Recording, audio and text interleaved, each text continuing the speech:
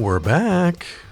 Hey, everybody. It is the Full Court Press podcast, talking everything local hoops with Jason Guarente, Jeff Reinhart here, LNP and Lancaster Online. Jason, Happy New Year.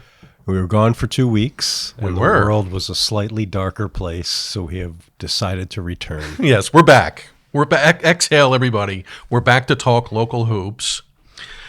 I think we need to start with Lamar Kaufman, yes? Yes, a legend, an LL all-timer. All-timer.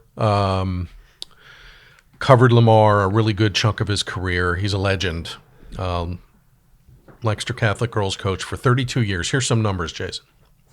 32 years at Catholic, 764 wins. And I did the math.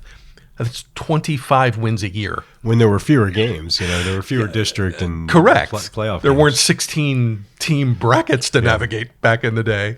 18 section titles, 11 league titles, 12 district titles, and 2 state championships. Wow.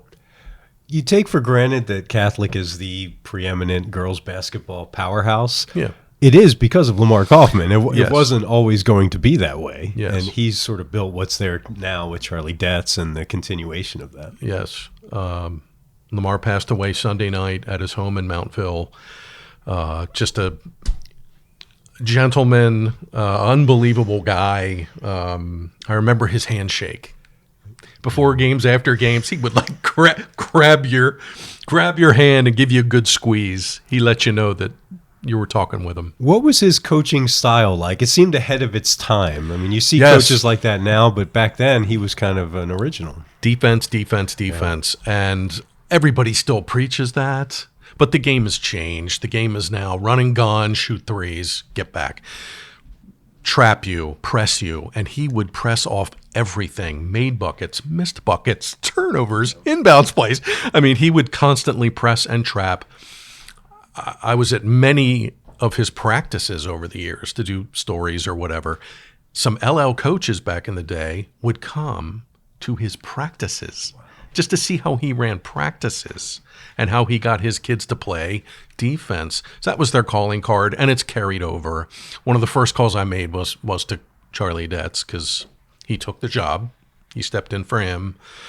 Big shoes to fill, and Charlie is always very quick to thank Lamar and credit Lamar and say, hey, I just wanted to come in here and just not mess it up. He's done just fine. But like you said, they are where they are now because of Lamar Kaufman and what he did. Columbia boy, age 88. God bless Lamar Kaufman, just an all-timer. We could sit here and argue for an hour about the LL coaching all-time Mount Rushmore. For Lamar, girls, yes, no Lamar doubt. Kaufman's on it. Yeah, no doubt. And that 760 wins, it's going to be a while till someone gets there. Nobody sticks around anymore. Yeah. They're here for 3 years and they're gone Yeah. somewhere else. So, okay, that was kind of the big story here coming out of the holiday break. Yeah. Okay. What is your boys' lead? Give me something good. So I'm thinking about this last night. I think the story of the next 5 weeks is, can Octorara or Lancaster Mennonite win the league championship? Wow. Okay. You usually don't think of Section 3 or 4 teams winning the league. It's usually Section 1. Yep. The teams that break through are sort of the all-time great teams, like some of those Catholic boys teams and LS with Ryan Smith or Ty Burton, like really incredible teams. But it's so open this year. Octorara's 13-0. Saw that. Killer V's, baby. And I'm not sure they have a loss on their league schedule. Okay. So they're going to have a really good record. And Mennonite's 10-2, and their losses are Springford, which is 10-2 in 6A, District 1. Yeah. And Trinity, which is the defending district champion, and unfortunately for Mennonite, the team in their way for the district title. All right. They'll see him again. Yeah. Now, Mennonite's problem is their schedule is not tough inside the league. And they schedule like crazy outside the league, but then they get to the playoffs and they've sort of had these 3 or 4 weeks where they haven't been tested, and then all of a sudden you're playing 6A teams. Crest, round 1. Yeah, something like, well, this year it'll be 2 versus 4, so they would play the Section 2 runner-up, which could be Warwick, which is the team that beat them in the playoffs last year. But if ever there was a year where a team like Octorara or Mennonite could win it, this is the year. This is the year. Because Section 1 does not – every team in Section 1 has 5 losses. Only 2 of them are in the district top 16 right now. Wow. I saw, and there's some Section 2 teams that are in 6A that are in there, but for Section 1, it's it's a down year for sure. CV's come back to the pack a smidge. A little bit, but they beat Cocalico last night. Saw that. So they're 5-0 in the section. So they're in good shape for the section. All their losses were out of the section. Okay. But they played Cedar Crest, which was kind of that's like a playoff game. They both could be in, and it was very even. So I think they're basically at the same level as those top Section 1 teams. Okay. Wide open, you say? Yeah, without a doubt. Injuries again. Yeah, it's terrible. This is brutal for girls this year. I thought last year was bad. Catholic had three knees last year, including Stella Higgins, who was an all-star. Marie McCracken, we know at Effort, out. Maddie Stout at Elko, out. We've talked about that. Now we got another one, Liv Palmer. All seniors, too. All seniors. And Liv is a superb 3-sport athlete. Lacrosse, which she'll probably miss here in the spring, is her sport. Yeah. North Carolina recruit. Carolina recruit. What's your take on these injuries and just bad timing on them too? Wow. They also, for McCracken and Palmer, they came in sports that are not the sport that they're going to play at a high Division I level. And it makes you think about the risks of being a 3-sport athlete today and the demands on athletes' bodies, because they play 12 months a year. They don't just play during the school year. No. Liv Palmer is, if you're making a list of the best athletes in the LL for the last decade, she's on. Yeah, she's on the short list. She's incredible. Yes. She's an all-star in 3 sports, and the basketball contribution is really unusual. Usually, if you play soccer and lacrosse, that's kind of okay, or it's field hockey and lacrosse. But she adds basketball to it, which just takes her athleticism and her contributions to a different level. It's just an enormous loss, because she was.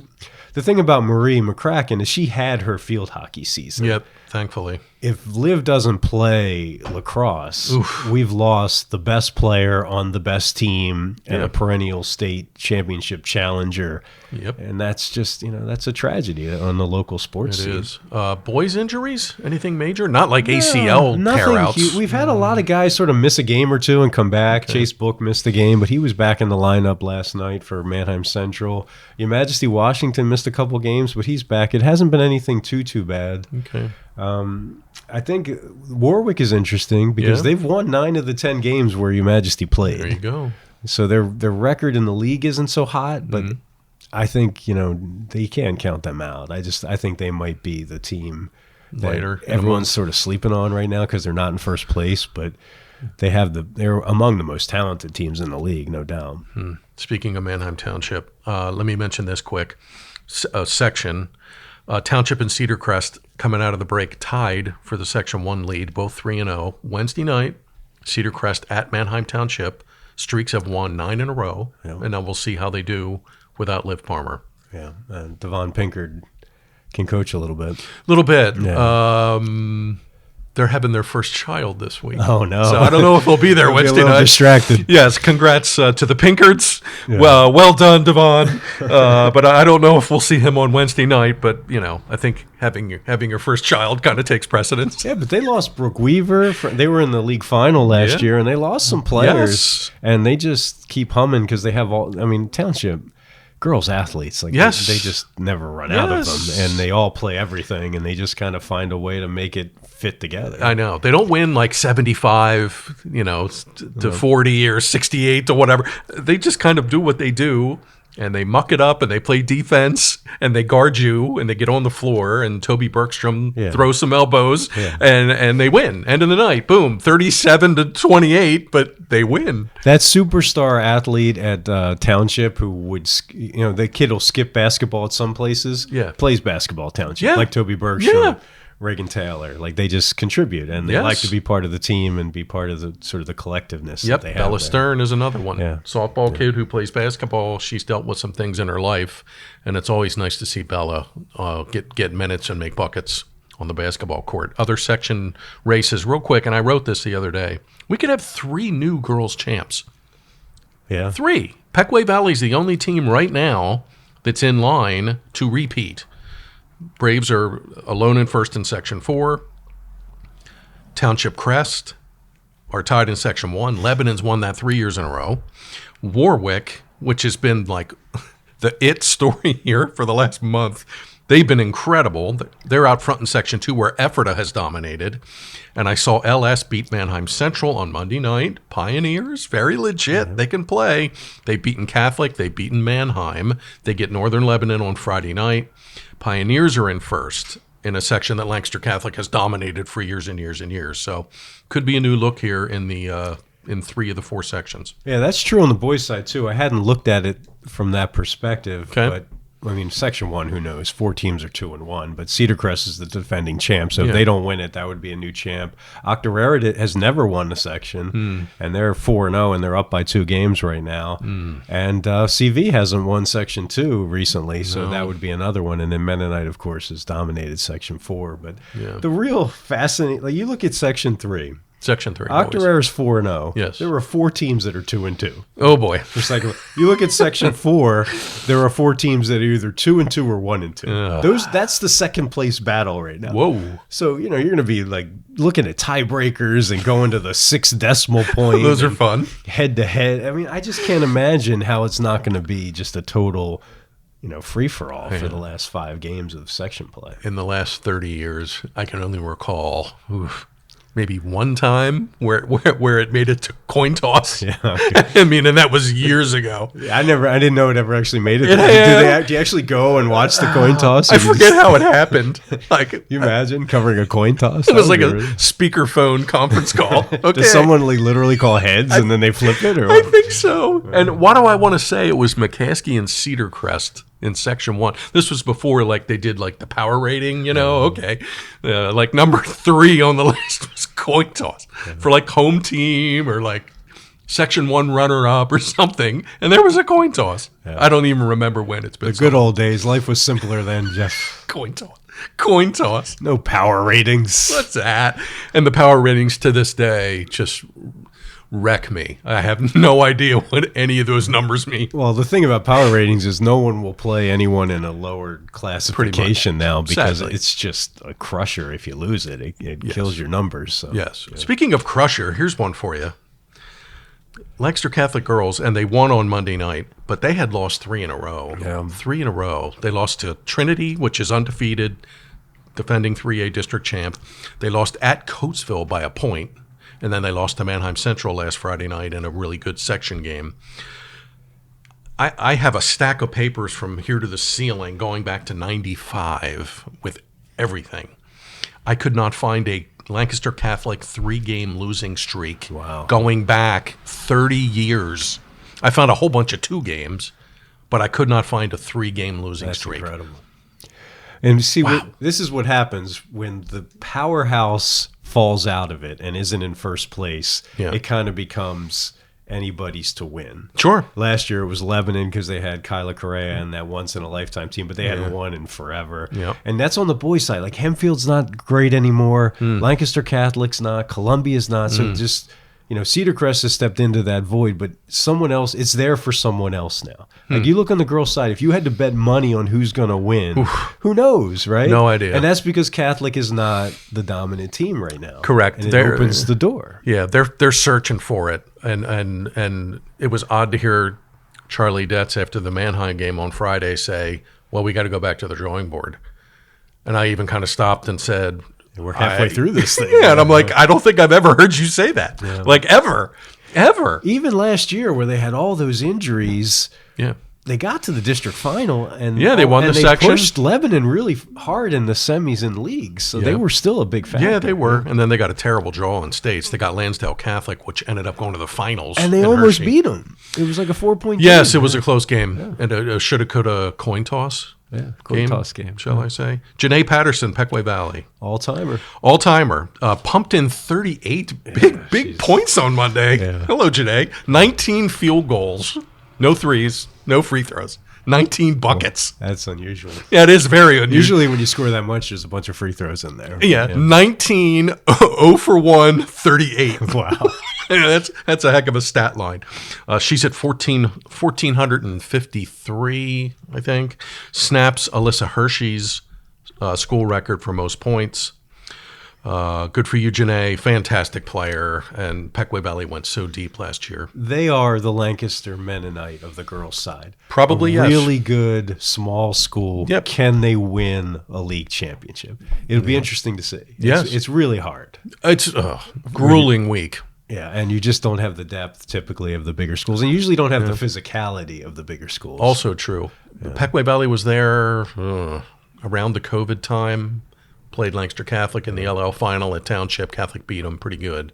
But Pequea Valley has been there. And we'll see how they do.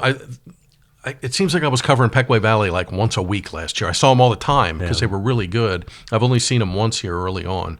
But Janae Patterson is a all-state kid. So good for her. All-time leading scorer at Pequea Valley. What else you got? Well, you look at Section 4. Yeah. Pequea Valley's 2-2. Braves. Northern Lebanon's 2-2. Oh, boy. Columbia's 2-2. A lot of parity in the LL boys. Is it parity? Is that the word? I don't Columbia or Lancaster Country Day is 1-2, and they're kind of thought to be the best. Yeah. So you could get a team in the league playoffs that's just a team like you haven't seen in the league playoffs. Pequea hasn't made it since 2004 when Mike Schatzman Jr. was playing. Nice. Okay. That's the only time they ever made it. So they could get in. They're 7-3. They haven't had many winning seasons in their history. Not you look really. through, there's only been a handful, and they won 16 games in 08-09, and that's really that stands out as Red Zone? an outlier. Yeah, Is that the Red Zone yeah, team? well, it was. Is it still there? They have a new gym now. Is the Red Yes, Zone I still- did see the Red Zone sign. I'm going there I on did. Wednesday to see them play Country Day because it's Sweet. kind of like a, can we get in the league playoffs kind of matchup. Yeah, all those will be interesting games. We chuckle at records, but those are going to be good games to make postseason. Well, what the league lacks in district challengers, we're not going to win 6A or 5A this year, not. probably, even with Octorara, because Hershey and West York are so good. It has incredible league drama just because everybody's kind of similar to each other. Sometimes you can say, oh, well, this team beat that team, so they'll beat this team. It doesn't work that way. Every night is like a new adventure. I know. I can't wait to see, what you come up with. Watch these 4 games. I have no idea who's going to win these. It's impossible to look a week ahead and go, oh, that game will be important, because they could lose twice and be 2-4. Oh, I love it. CCAC, quick mention. I'm going to see New Covenant Christian here on Tuesday as we tape. Flames, 9-0. They have that Quinn Demler, who had 1,000-point scorer as a sophomore. Yeah. Wow. And you see the all-time leading scorer for the school already? Probably. Yeah. And she's averaging 22 a game already this season. They have a freshman named McKenna Cantner, who's averaging 19 as a 9th grader. They play Mount Calvary Christian, another solid CCAC program. On Tuesday night, I'm going to go check that out, get a CCAC update. New Covenant Christian lost to Linville Hill in the district final last year at Giant Center. Yeah. And we got to see Demler on the big floor. Yeah. So I want to check in on that on Tuesday night. Okay, let's wrap. Anything else, boys, you want to get off your chest? That's pretty much it. The big one in Section 1 is, and Brian Markley will be covering it for us, is Manheim Township goes up to Cedar Crest. And they are the only 2 teams. They're both 6-5. They're both sort of on the bubble for districts, and they're tied for first, along with Hempfield and McCaskey. So the winner of that one, it's hard to win on the road. So if Cedar Crest can hold home court, they lost everybody, and they could do this thing again. They could make the league playoffs again. They could win Section 1 again with 8 lost seniors, which is really incredible. Oh, Tommy Smith. Yeah, he's you talk about it. He doesn't have the longevity yet. He's coached 16 seasons. Yeah. He's got 5 league championships at a place where you didn't go to Cedar Crest to win league championships before Tommy Smith came. They had won one in their history. So. No, he's quickly moving up the hierarchy of coaches in the league. If he sticks out long enough, he will be one of the top 5 of all time. There's no doubt. Nice. Okay. All right, gang, we are back. It is the Full Court Press podcast, LMP and Lancaster Online. We got you covered. They're back. They're playing. Section races are heating up. Nobody in the driver's seat on the boys' side. No, just got to watch if a Chester County school can win the LL championship. That's the big story. You're getting a kick out of Octorara this winter, and I love it. They're fun. Awesome. Okay. We'll keep you updated. Everything Lancaster Online. Pick up our print edition. All things local hoops. For Jason, I'm Jeff. Thank you, Tyler. We'll be back next week. Happy New Year, and we'll talk to you soon. Thanks.